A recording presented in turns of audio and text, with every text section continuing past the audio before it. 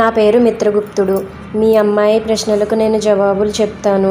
6 నెలలు వ్యవధి ఇప్పించండి. తక్షణం ఆ బ్రాహ్మణ యువకుని ఉరి ఆపించండి అని ప్రార్థించి హరిదత్తుని ఉరి ఆపించడానికి 6 నెలల్లోగా జవాబులు చెప్పలేకపోతే ఇద్దరినీ ఉరి తీసేయగలం అనే రాజు షరతును అంగీకరించాడు.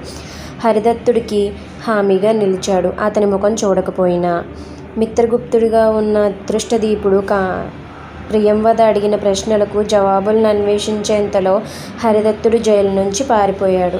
అతను కాంతిమతి తండ్రి పంపిన చారులకు చిక్కాడు. హరిదత్తుడు ముమ్మూర్తుల అదృష్టదీపుణ్ణి పోలి ఉండటంతో కాంతిమతి కూడా అతన్ని విభేదించి చూడలేకపోయింది. తన పుత్రుని చూపించి తండ్రిని పోలిన ఆ శిశువునకు జన్మక కర్మాదులు చేయవలనని తన తండ్రి ప్రయత్నాలు చేస్తున్నాడని చెప్పింది. తాను అదృష్టదీపుడు కానని అతను చెబుతున్న కొద్దీ అతనికి మతి భ్రమించిందనసాగారు. ప్రియంవద భువనేశ్వరీ దేవి గురించి వేసిన చిక్కు ప్రశ్నలకు ఆ దేవి అనుగ్రహం వల్ల, ఔషధీ ప్రభావం వల్ల సమాధానాలు కనుగొన్న మిత్రగుప్తుడు గడువు తీరకుండానే పుష్పగిరి రాజు వద్దకు రాబోతుండగా రూపంలోని అభేదం వలన మిత్రగుప్తుణ్ణి హరిదత్తుడుగా భ్రమపడి జైలు నుండి తప్పించుకున్నవాడు దొరికాడంటూ అతన్ని బంధించి రాజస్థానానికి తీసుకొచ్చారు. అక్కడ కూడా అందరూ హరిదత్తుడనే అన్నారు. రాజు కోపగించి మరణశిక్షకు సిద్ధంగా ఉండు అనగానే అతను నేను రాకుమారి ప్రశ్నలకు జవాబులు చెప్తా అన్నాడు. కానీ రాకుమారి అప్పుడు తెలియని వానికి ఇంతలో ఎలా తెలుస్తుంది? నిజంగా తెలిస్తే రాసిమ్మను అంది. అదృష్టదీపుడు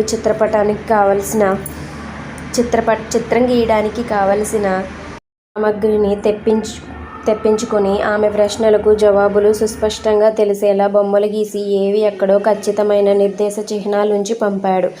అది చూసి రాకుమారి ఆ సమాధానాలన్నీ సరైనవని ఎంతో సంతోషపడి అతనినే వివాహం చేసుకుంటానంది. కానీ అదృష్టదీపుడు తన విడిదికి వెళ్తానన్నాడు. మిత్రుడైన బలభద్రుడు అతను రాజగౌరవంతో రావడం చూసి ఎంతో సంతోషించాడు.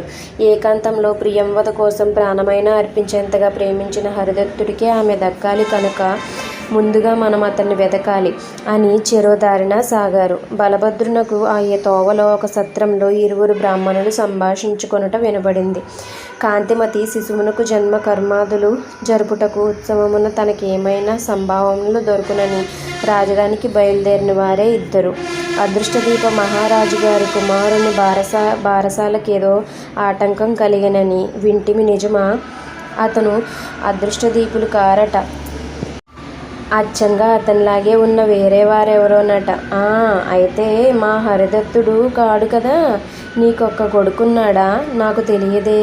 కొన్నాళ్ల కిందట ఒకనాడు నేను ముష్టిమూటను నెత్తిమీద పెట్టుకుని వచ్చుచు ఎండకి తాళలేక ఒక చెట్టు కింద విశ్రమించగా చెట్టు కొమ్మల నుండి ఒక శిశువు రోదనం వినిపించింది.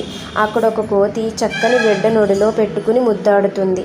ఓ వానరం ఒడిలోకి మానవ శిశువు ఎలా వచ్చినా అని ఆశ్చర్యపోతూ అది శిశువును కొమ్మల సందులో పెట్టడం చూసి చేతికర్రతో దాన్ని విదిలించి శిశువును అందుకున్నాను. కోతి నా పైకి రాకుండా మూటలోని బియ్యం నెరవిసురుతూ సంతానం లేని నాకీ చక్కని వాడిని పరమేశ్వరుడే ఇచ్చాడని సంబరపడుతూ ఇంటికి తెచ్చి పెంచాను. హరిదత్తుడని నామకరణం చేశాను. తర్వాత ఏం జరిగిందో తెలుసుకోవాలంటే నెక్స్ట్ వీడియో కోసం వెయిట్ చేయండి. Until then bye bye.